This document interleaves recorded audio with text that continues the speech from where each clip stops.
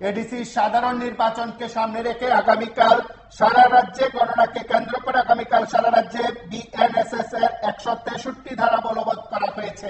এডিসির সাধারণ নির্বাচনকে সামনে রেখে আগামীকাল গণনাকে কেন্দ্র করে সারা রাজ্যে বিএনএসএস 163 ধারা বলবৎ করা হয়েছে। এই মুহূর্তে সবচেয়ে বড় খবর, এডিসির সাধারণ নির্বাচনকে সামনে রেখে